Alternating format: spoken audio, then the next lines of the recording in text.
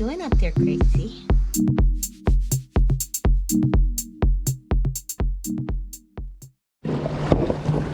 Why, hello. I want to show you something. It's my birthday, and I'm exploring. Have you ever heard of the Isabella furnace? It was a pig iron refining facility built in 1878, and it was the first of its kind in that it was the first water basket firing location. So these are the bases of the old pillars, like the smokestacks. If I paddle back a little bit, I think you'll be able to see the top decently well. Actually, I think you can already see it. And you can see off to the sides here, the remnants. Up here, you can see this piping, the drain. So this was the first of its kind, and it was a breakthrough in steel production, because prior to this, you could only heat the fire as much as the brick could withstand. However, with water basket technology, such as shown here, you could surround the fire with water, which helped temper the bricks and helped them stay cool enough that they didn't crack and bust and crumble. And so you could bring the melting temperature of the steel to a much higher point and get a much more fully refined steel out of the pig iron. And that is what the Isabella furnace did. Looking upriver a little bit there is kind of a slope that sticks out. They also dumped the slag directly in the river. I love how you can even see the old timbers here and the old rebar and everything else. If we come over here a little bit, and there's a secondary piece of the basket up in the brush up there. Now, the reason I don't get out here is because I've seen this water on a shallow day. I've seen the bottom of this creek. The thing that slag does when it's left for, 120, 30, 40 years is underwater, is it creates spires, rust spires. So if I stepped out of my boat right here and stepped even slightly wrong, let me turn so you can see the alcove of this part here of the old water basket structure. It's got a little bit of graffiti on it, but not much. It's hard as heck to get down here from anywhere other than the water. And there's another round point out here. But there are rust spires just out of sight under this water that are like little rusty spikes. And those, I'm trying to show you as much of this structure as I possibly can. Those are frankly pretty terrifying. You could do yourself a ton of damage on those. So there's a lot of dangers in this water here. Drift backwards again. I'm not anywhere near the channel, so we're okay to get a little bit of an overview here. There's trees growing out of part of the old wall of this upward rising smokestack.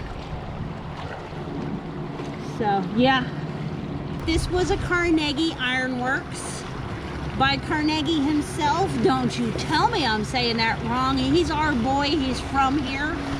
It's Carnegie, all right? That's how he said it. So, none of this West Virginia Carnegie and shit like that. No. That's my opinion on the matter. So, right up here was one of the finest iron ore refinement facilities that there was in the world at the time. I do think it was 1889 when they opened. And this is the structure of the old water basket on this outpost. There's another one somewhere else. If I find it, I'll cut in and show you that too. So you can really see a lot of the brickworks of it. Getting kind of close to the channel now, so this is about as far out as I'm gonna go to show you the overview, but I do want to show you the overview. So, yeah, that tangle of trees right there, that is Isabella Furnace's water basket smokestack bases. I think it's incredible. I'm gonna scoot up and turn this off, and we'll catch you when I find something else neat. I turned it off too soon. All I did was paddle from the other side of this front-facing wall area here, and I found the other side of the output. I think it's amazing how the timbers can last so long. There are timbers rising out of the water here. And here is a slag dump. Do you see it? I better not hit it. If I hit it, I'll be really sad. But that cracked, scaly shoreline is steel slag. There originally was a 9 railway up there. Now there's just 2.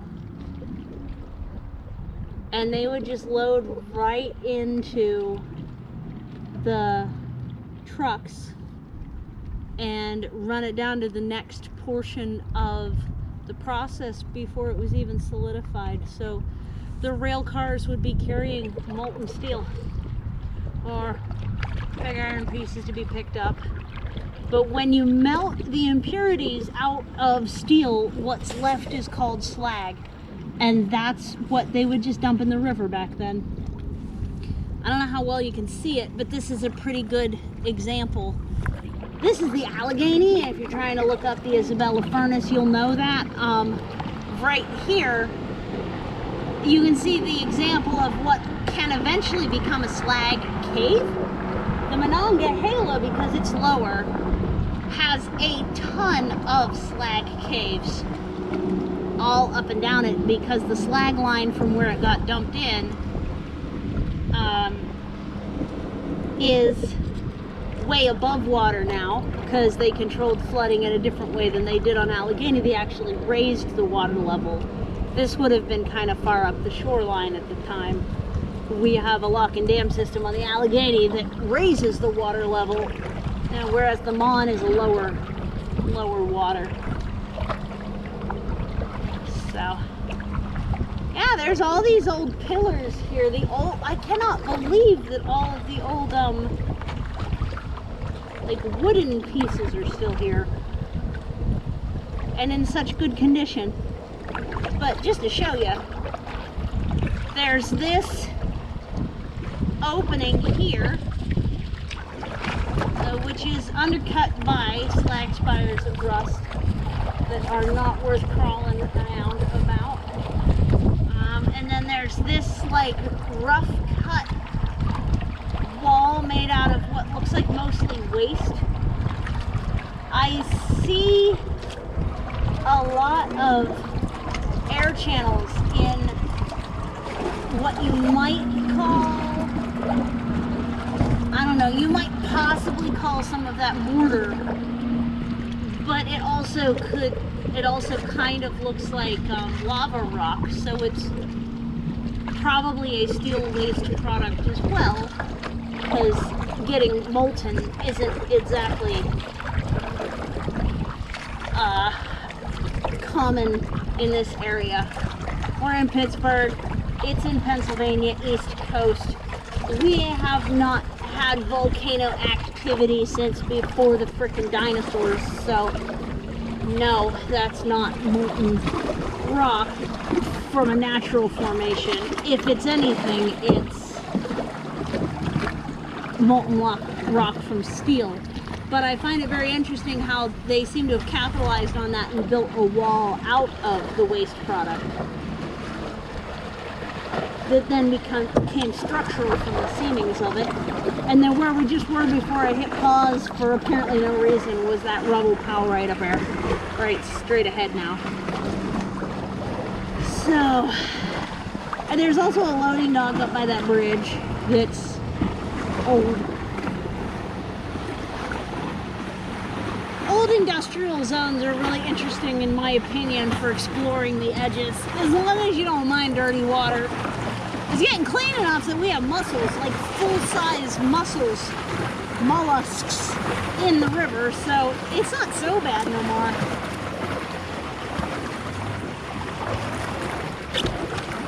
And we're gonna end up heading down a little farther. There's a sandbar down there, and it's quite a ways to the next island though. This pool goes the whole way down to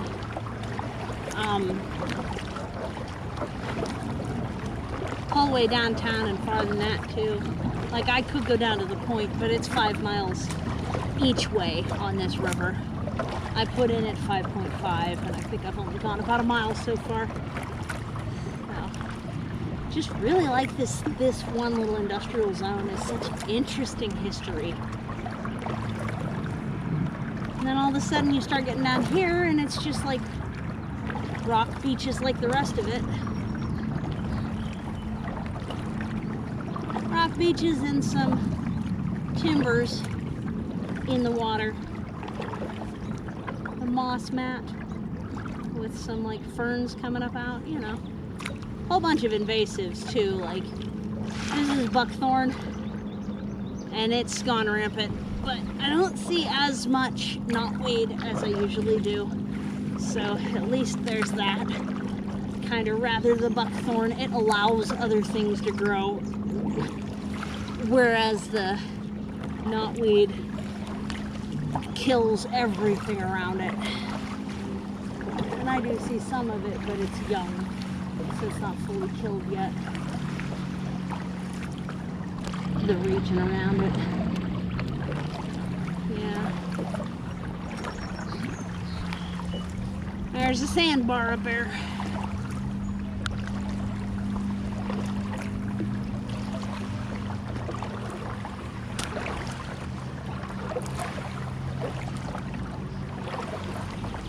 Maybe I already went past the second basket, or maybe they destroyed it better than I recall.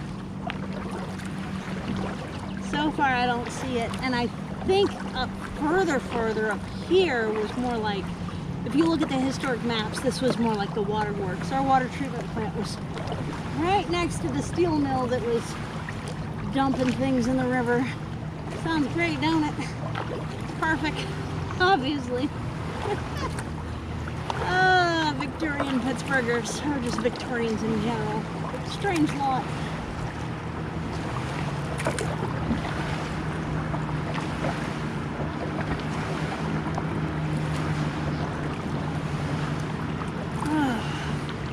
I'm gonna take a snack break pretty soon, and I don't see any other than more slag dumps. I don't see anything else fancy to show you right now. So I think what I'll do is, unless I find more to show you, I will simply turn on the camera to record me coming the whole way back. Just kind of like silent, like. Eventually that's what we'll do. Bye for now. Okay, listen, I drank all my water. All I got left is my tea. And I haven't quite gone 3 miles yet, but I want to give you a nice 360, and then, or at least 180, but probably 360. And then I want to switch you over into fast mode. We're about to look at the city. Look at that. Look at that. You see the city down there? We're almost to Millville Put, and I know that that's 3 miles even from that marina up there. That's 3 miles even from where I put in at. But, because they mile marker the ramps on, like, by the river. Waves! This is called wake, which is waves produced by boats, if you didn't know. So there's the city. That's how far I got, about 3 miles. And I'm gonna switch you over into fast mode and we'll just mosey on back. I don't even think I'm gonna say bye at the end. Like, honestly, I think what we're gonna do is just have a chill song and paddle visual see us out. Did you get to see that fish? Oh, I hope so. I think we're gonna have a chill song and paddling back see us on out. So if you're using this to wind down at night, you won't get distracted by me talking to you at the end. I'll just let you go the heck to sleep if that's what you're doing with these. They're very chill. So give it a try. Let me know if that's what you like, or if you like the wrap up talking at the end to tell you what happened. If anything really weird comes in, I might text overlay, but that'd probably be about it. And I'm gonna turn it off before I'm at the boat ramp because it's always so busy there, and I don't want to just be like videoing people at random. It's not really my business. So I will see you, I guess, in the next one. I'll see you the whole way back, and then I'll see you in the next one. Thanks so much for visiting the bottom of a cliffside somewhere, and yeah, take care.